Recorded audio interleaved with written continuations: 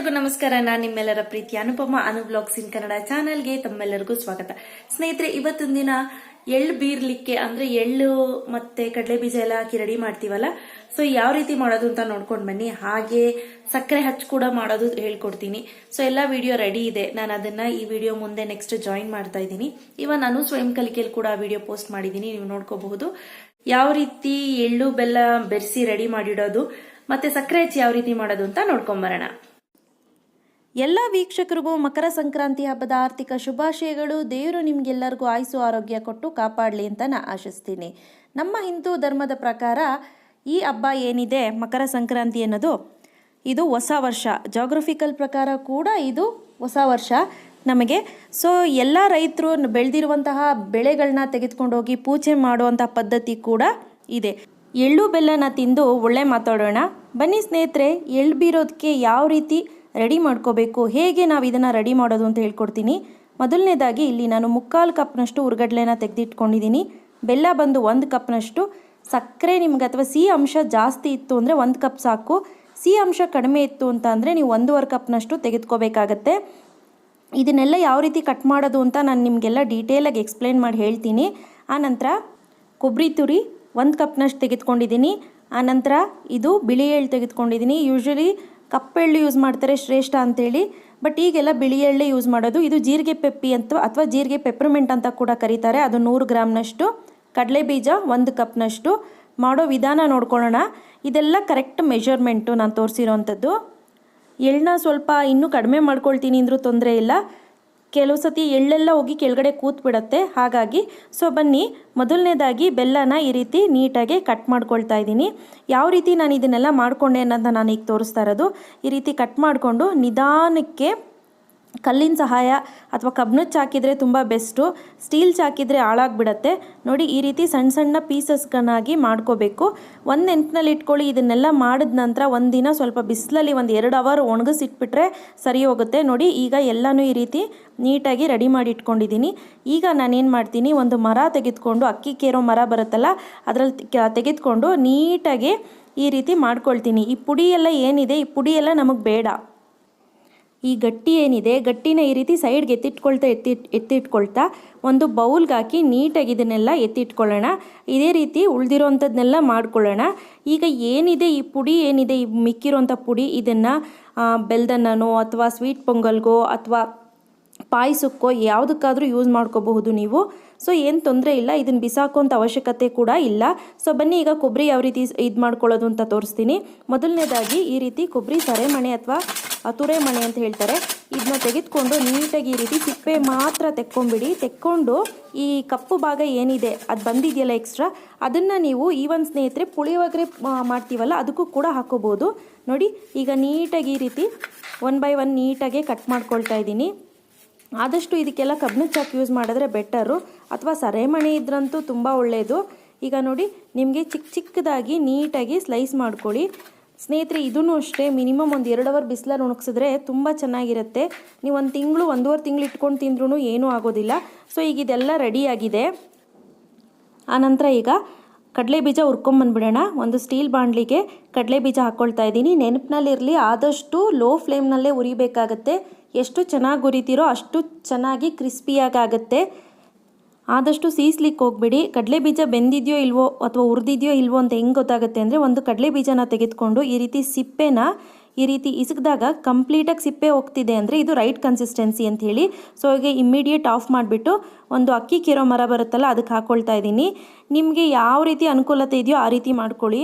ನಾನಿಲ್ಲಿ ಒಂದು ಪ್ಲೇಟ್ ತೊಗೊಂಡು ಮೇಲ್ಗಡೆ ಲೈಟಾಗಿ, ತುಂಬ ಭಾರ ಬಿಟ್ಟು ಈ ರೀತಿ ಉಜ್ಲಿಕ್ಕೆ ಹೋಗ್ಬಿಡಿ. ಈ ರೀತಿ ಉಜ್ಜೋದ್ರಿಂದ ಬೇಗನೆ ಆಗುತ್ತೆ. ಇಲ್ಲ ಅಂತ ಅಂದರೆ ಒಂದು ನ್ಯಾಪ್ಕಿನ್ ಅಥವಾ ಟವಲ್ ಅಂತ ಏನು ಹೇಳ್ತೀವಿ ಅದನ್ನು ತೆಗೆದುಕೊಂಡು ಕಡಲೆ ಬೀಜನೆಲ್ಲ ಅದಕ್ಕೆ ಹಾಕ್ಬಿಡಿ. ಆನಂತರ ಈ ರೀತಿ ಕುಮ್ಮಬೇಕು ಮೇಲಿಂದ ಕೆಳಗಡೆ. ನೋಡಿ, ಈ ರೀತಿ ಕುಮ್ಮೋದ್ರಿಂದ ಬೇಗ ಅದು ಕಡಲೆ ಬೀಜ ಇದಾಗ್ಬಿಡತ್ತೆ, ಅಂದರೆ ಸಿಪ್ಪೆ ಬಿಟ್ಕೊಳ್ಳುತ್ತೆ. ಆನಂತರ ಈ ರೀತಿ 1-2-3 ಸತಿ ಈ ರೀತಿ ಒಸ್ತು ಬಿಟ್ಟರೆ ಸಾಕು, ನೀಟಾಗಿ ಕಂಪ್ಲೀಟಾಗಿ ಕಡಲೆ ಬೀಜ ಆಗುತ್ತೆ. ಆನಂತರ ನೀವು ಇದನ್ನು ಕೇರ್ಕೊಂಡು ಬಂದು ರೆಡಿ ಮಾಡಿ ಇಟ್ಕೊಳ್ಳಿ. ನೆನಪಿನಲ್ಲಿರಲಿ, ಈ ಏನು ನೋಡ್ತಿದ್ದೀರಾ ಈ ಮುಕ್ಕು, ಇದೆಲ್ಲ ಬೇಡವೇ ಬೇಡ. ಇದೆಲ್ಲ ಇತ್ತು ಅಂದರೆ ಕಹಿ ಬಂದ್ಬಿಡತ್ತೆ. ಸೊ ಈ ಥರ ಫ್ರೆಶ್ ಆಗಿರೋದು ಮಾತ್ರ ಯೂಸ್ ಮಾಡ್ಕೋಬೇಕು ನಾವು. ಈಗ ಬಿಳಿ ಎಳ್ಳನ್ನ ಹುರ್ಕೊಂಡು ಬಂದುಬಿಡೋಣ. ಇದನ್ನು ಅಷ್ಟೇ ಒಂದು 3 ನಿಮಿಷ ಹುರಿದ್ರೆ ಸಾಕು, ಯಾಕಂದರೆ ಬಾಣಲಿ ಕೂಡ ಬಿಸಿ ಇರುತ್ತೆ. ಸೊ ಕೈ ಬಿಡದ ಹಾಗೆ ಸಣ್ಣ ಉರಿನಲ್ಲೇ ಈ ರೀತಿ ಹುರ್ಕೊಂಬಿಡಿ. ಆ ನಂತರ ಇದನ್ನು ಎತ್ತಿಟ್ಕೊಂಬಿಡಿ. ಈಗ ಉರ್ಗಡ್ಲೆನ ಉರಿಬೇಕು ಅನ್ನೋ ಕಂಪಲ್ಸರಿ ಇಲ್ಲ. ಉರ್ಗಡ್ಲೆ ಮೆತ್ತಗಿದ್ರೆ ಚೆನ್ನಾಗಿರೋದಿಲ್ಲ, ಅಥವಾ ಬಿಸಿಲಿಗೆ ಹಾಕ್ತೀನಿ ಅಂದರೂ ನಡೆಯುತ್ತೆ. ಬಟ್ ನನ್ನನ್ನು ಕೇಳೋದಾದರೆ ಈ ರೀತಿ ಒಂದು 2 ನಿಮಿಷಗಳ ಕಾಲ ಸುಮ್ಮನೆ ಉರ್ಗಡ್ಲೆ ಹಿಂಗೆ ಮುಟ್ಟಿದ್ರೆ ಸಾಕು, ಬೆಚ್ಚಗಿರಬೇಕು. ಅಷ್ಟಿತ್ತು ಅಂದರೆ ಸಾಕು. ಇದು ಕೂಡ ರೆಡಿ ಆಯಿತು. ಈಗ ನೀವು ನೋಡ್ತಾ ಇರ್ಬೋದು ಎಲ್ಲ ಐಟಮು ರೆಡಿ ಮಾಡಿ ಜೋಡಿಸಿಟ್ಕೊಂಡಿದ್ದೀನಿ. ಈಗ ಯಾವ ರೀತಿ ಮಾಡೋದು ಅಂತ ನೋಡ್ಕೊಳ್ಳೋಣ. ನಾನಿಲ್ಲಿ ಒಂದು ಪ್ಲಾಸ್ಟಿಕ್ ಬೌಲ್ಗೆ ಹಾಕ್ಕೊಳ್ತಾ ಇದ್ದೀನಿ. ಮೊದಲನೇದಾಗಿ ಬೆಲ್ಲ, ಆನಂತರ ಉರ್ಗಡ್ಲೆ, ನಂತರ ಕೊಬ್ಬರಿ ಹಚ್ಚಿಟ್ಕೊಂಡಿರೋಂಥದ್ದು ಹಾಕ್ಕೊಳ್ತಾ ಇದ್ದೀನಿ, ಕಡಲೆ ಬೀಜ, ಆನಂತರ ಜೀರಿಗೆ ಪೆಪ್ಪಿ ಅಥವಾ ಜೀರಿಗೆ ಪೆಪ್ರಮೆಂಟ್ ಅಂತೇನು ಹೇಳ್ತೀವಿ ಅದು. ಇದು ಅಂಗಡೀಲಿ ಧಾರಾಳವಾಗಿ ಸಿಗುತ್ತೆ. ಆನಂತರ ಬಿಳಿ ಎಳ್ಳು. ಈಗ ಇದನ್ನೆಲ್ಲ ಒಂದು ಒಳ್ಳೆ ಮಿಕ್ಸ್ ಮಾಡ್ಕೊಳ್ಳಿ. ಸೊ ಇದಿಷ್ಟೇ, ತುಂಬ ಸಿಂಪಲ್ಲು. ಹೊರಗಡೆ ತಂದು ಹೈಜಿನಿಕ್ ಇರುತ್ತೋ ಇರಲ್ವೋ, ಕ್ಲೀನ್ ಮಾಡಿರ್ತಾರೋ ಇಲ್ವೋ ಯಾರು ಗೊತ್ತಿರುತ್ತೆ ಹೇಳಿ. ಸೊ ಮನೇಲೇ ಮಾಡಿ. ಈ ಬಾರಿ ನೀವು ಅಕ್ಕಪಕ್ಕದವ್ರಿಗೆ ಎಳ್ಳು ಬೀರಿ. ಹೆಣ್ಮಕ್ಳಿದ್ರಂತೂ ಇದು ಹೆಣ್ಮಕ್ಳಿಗೆ ಮೇನ್ ಹಬ್ಬ ಅಂತಲೇ ಹೇಳ್ಬೋದು. ಈಗ ಯಾವ ರೀತಿ ಎಳ್ಳು ಬೀರೋಕ್ಕೆ ರೆಡಿ ಮಾಡ್ಕೊಂಡ್ವಿ ಅಂತ ಗೊತ್ತಾಯ್ತಲ್ವಾ. ಈಗ ನೆಕ್ಸ್ಟು ಸಕ್ಕರೆ ಹೆಚ್ಚು ಮಾಡೋದು ಯಾವ ರೀತಿ ಅಂತ ನೋಡ್ಕೊಂಬರೋಣ ಬನ್ನಿ. ಸಕ್ಕರೆ ಹೆಚ್ಚು ತುಂಬಾ ಸುಲಭ, ಈಸಿ ಮತ್ತು ಬೇಗನೆ ಆಗುತ್ತೆ. ಬನ್ನಿ ನೋಡ್ಕೊಂಬರೋಣ. ಇವತ್ತಿನ ದಿನ ಯಾವ ರೀತಿ ಸಕ್ಕರೆ ಅಚ್ಚನ ಮಾಡೋದು ಅಂತ ಹೇಳ್ಕೊಡ್ತೀನಿ. ಸೊ ಬನ್ನಿ, ಅದಕ್ಕೆ ಬೇಕಾಗಿರುವಂತ ವಸ್ತುಗಳು ಏನೇನು ಅಂತ ನೋಡ್ಕೊಂಬರೋಣ. ನಾನಿಲ್ಲಿ 1/4 kg ಸಕ್ಕರೆ ತೆಗೆದಿಟ್ಕೊಂಡಿದ್ದೀನಿ.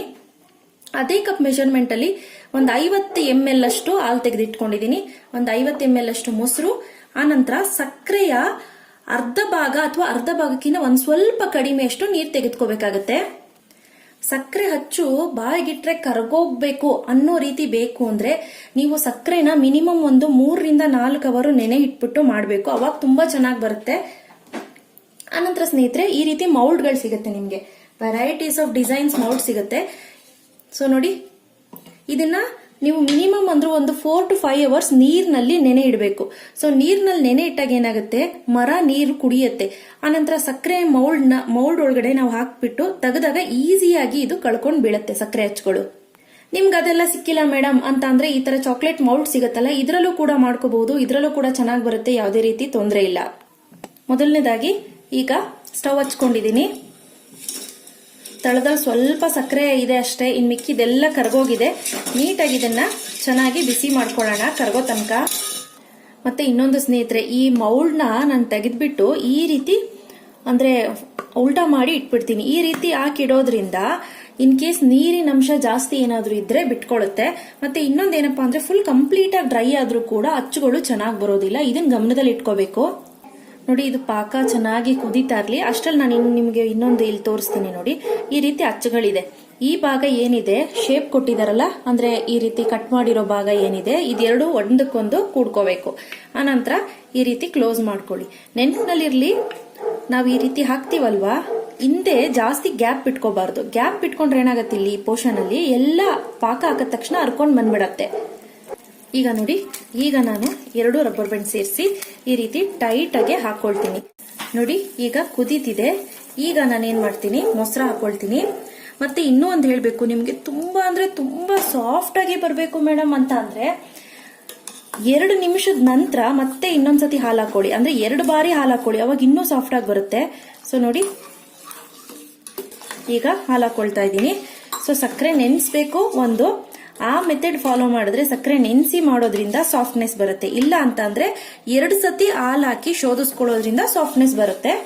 ಸೊ ನೋಡಿ, ಈಗ ಚೆನ್ನಾಗಿ ಇದನ್ನ ಒಂದು 2 ನಿಮಿಷ ಚೆನ್ನಾಗಿ ಕುದಿಸ್ಕೊಳ್ಳಿ.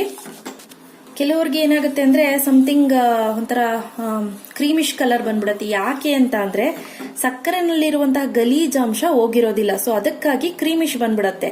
ಸೊ ನೀವು 2 ಸತಿ ಹಾಲು ಹಾಕ್ಬಿಟ್ರೆ ತುಂಬಾ ಚೆನ್ನಾಗಿ ನೀಟಾಗಿ ಬರುತ್ತೆ. ಈಗ ನೋಡಿ, 2 ನಿಮಿಷ ಆಯ್ತು. ನೋಡ್ತಿದ್ದೀರಲ್ವಾ ಎಷ್ಟು ಚೆನ್ನಾಗಿ ಕುದಿ ಬರ್ತಿದೆ ಅಂತ. ಈಗ ಇದನ್ನ ಸೈಡ್ಗೆ ಎತ್ತಿಟ್ಕೊಳ್ಳಿ. ಈಗ ನೋಡಿ, ನಿಮಗೊಂದು ಟಿಪ್ ಕೊಡ್ತೀನಿ. ನೀವು ಯಾವ್ದಾದ್ರು ಪಾತ್ರೆಯಲ್ಲಿ ಮಾಡ್ಕೋಬಹುದು. ಈಗ ನಾನೊಂದು ಬಾಣಲಿ ಇಟ್ಕೊಂಡಿದ್ದೀನಿ, ಯಾವ್ದಾದ್ರು ಓಕೆ. ಈ ರೀತಿ ಒಂದು ಜಾಲರಿ ಇಟ್ಬಿಟ್ಟು ಅದ್ರ ಮೇಲೆ ಜಾಲರಿ ಒಳಗೆ ಈ ರೀತಿ ಒಂದು ಕಾಟನ್ ಕ್ಲಾತ್ ಇಟ್ಕೊಳ್ಳಿ, ಮಲ್ ಬಟ್ಟೆ ಅಂತ ಕೂಡ ಹೇಳ್ತಾರೆ ಇದನ್ನ. ಈಗ ನಾವು ಮಾಡಿಟ್ಕೊಂಡಿರುವಂತ ಮಿಶ್ರಣನ ಶೋಧಿಸ್ಕೊಳ್ಳೋಣ. ಇಲ್ಲೇ ನೀವು ನೋಡ್ತಾ ಇರ್ಬೋದು ಒಂಥರ ಒಡೊಡ್ಕ್ಲು ತರ ಬಂದಿದೆ ಮೇಲ್ಗಡೆ. ಸೊ ಈಗ ಇದನ್ನ ಶೋಧಿಸ್ಕೊಳ್ಳೋಣ ಸ್ನೇಹಿತರೆ. ಇದೇ ರೀತಿ ಇದೇ ಸ್ಟೆಪ್ ನ 2 ಸತಿ ಫಾಲೋ ಮಾಡಿದ್ರೆ ಹಚ್ಚುಗಳು ತುಂಬಾ ವೈಟಿಶ್ ಆಗಿ ಸ್ಮೂತ್ ಆಗಿ ಮೃದುವಾಗಿ ಬರುತ್ತೆ. ಸೊ ಈಗ ನೋಡಿ ಈ ರೀತಿ ತೆಕ್ಕೊಂಡ್ಬಿಡ್ಬೇಕು. ಈಗ ನೀವೇನ್ ನೋಡ್ತಿದ್ದೀರಾ, ಇದು ಅಂದ್ರೆ ಒಡೆದೋಗಿರುವಂತಹ ಹಾಲು ಮತ್ತೆ ಸಕ್ಕರೆಯಲ್ಲಿರುವಂತಹ ಗಲೀಜು ಎಲ್ಲ ಕೂಡ ಇದ್ರಲ್ಲಿ ಬಂದ್ಬಿಟ್ಟಿದೆ. ಈಗ ನೋಡಿ ಸ್ನೇಹಿತರೆ, ಇಷ್ಟ ಆಗಿದೆ ಅಲ್ವಾ?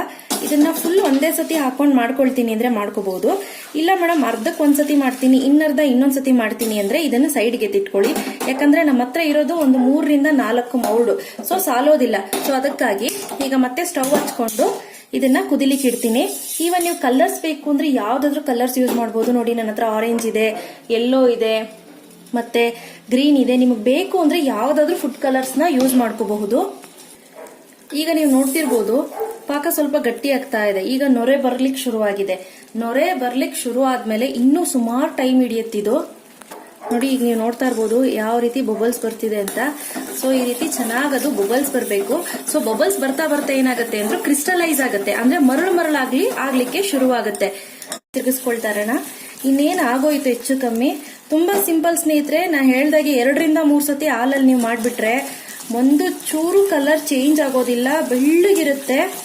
ಈ ಸೋಪಿನ ನೊರೆ ಯಾವ ರೀತಿ ಉಬ್ಬುತ್ತೋ ಆ ರೀತಿ ಉಬ್ಕೊಂತಾ ಬರಬೇಕು. ಸೊ ಆ ರೀತಿ ಉಬ್ಕೊಳ್ತಾ ಇದೆ ಅಂತಂದ್ರೆ ಅದು ರೈಟ್ ಕನ್ಸಿಸ್ಟೆನ್ಸಿ.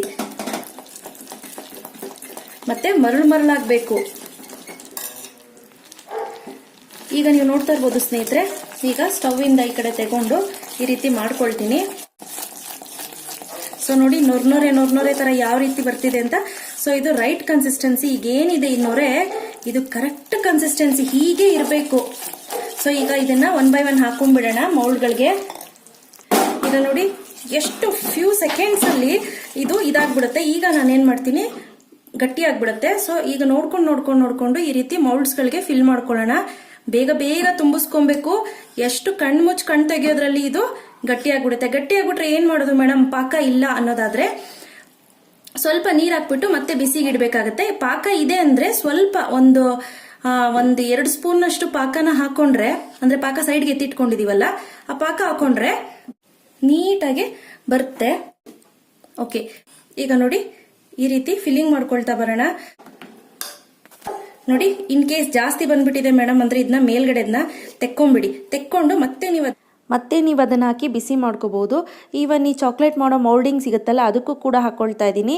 ಇದ್ರಲ್ಲಿ ಕೂಡ ಮಾಡ್ಕೋಬಹುದು. ಅಷ್ಟೇ ಚೆನ್ನಾಗಿ ಅಷ್ಟೇ ನೀಟಾಗಿ ಬರುತ್ತೆ. 5 ನಿಮಿಷದ ನಂತರ ಈ ರೀತಿ ಕುಟ್ಟಿ ಎಲ್ಲವನ್ನು 1 by 1 ತೆಕ್ಕೊಳ್ಳೋಣ. ಈವನ್ ನಿಮಗೆ ತೆಗಿಕ್ ಬರ್ತಿಲ್ಲ ಅಂತ ಅಂದ್ರೆ ಒಂದು ಸ್ವಲ್ಪ ಶಾರ್ಪ್ ಆಗಿರುವಂಥದ್ದು ಚಾಕುನೋ ಏನಾದರೂ ಸಹಾಯದಿಂದ ಈ ರೀತಿ ತೆಗೆದ್ರೆ ಸಾಕು, ನೀಟಾಗಿ 1 by 1 ಎಲ್ಲ ಬಂದ್ಬಿಡುತ್ತೆ. ಇದೇ ರೀತಿ ಕಲರ್ ಕೂಡ ಹಾಕಿ ನೀವು ಮಾಡ್ಕೋಬಹುದು. ನೋಡಿ ಚಾಕ್ಲೇಟ್ ಮೌಲ್ಡ್ಸ್ದು ಕೂಡ ಈ ರೀತಿ ತೆಗೆದಿಟ್ಕೊಳ್ತಾ ಇದ್ದೀನಿ. ನೀವು ನಿಮ್ಮ ಮನೆಗಳಲ್ಲಿ ಈ ಬಾರಿ ಸಂಕ್ರಾಂತಿ ಹಬ್ಬಕ್ಕೆ ನೀವು ಟ್ರೈ ಮಾಡಿ ಹೇಗಿತ್ತು ಅಂತ ನಿಮ್ಮ ಅನಿಸಿಕೆ ಅಭಿಪ್ರಾಯನ ನನಗೆ ತಿಳಿಸಿ. ಸೊ ಇವತ್ತು ನಾನು ಕೊಟ್ಟಂಥ ಮಾಹಿತಿ ನಿಮಗೆಲ್ಲರಿಗೂ ಇಷ್ಟ ಆಗಿದೆ ಅಂತ ಭಾವಿಸ್ತೀನಿ. ಇಷ್ಟ ಆಗಿದ್ರೆ ಲೈಕ್ ಮಾಡಿ, ಶೇರ್ ಮಾಡಿ, ಕಾಮೆಂಟ್ ಮಾಡೋದು ಮರಿಬೇಡಿ. Thanks for watching. ಬಾಯ್.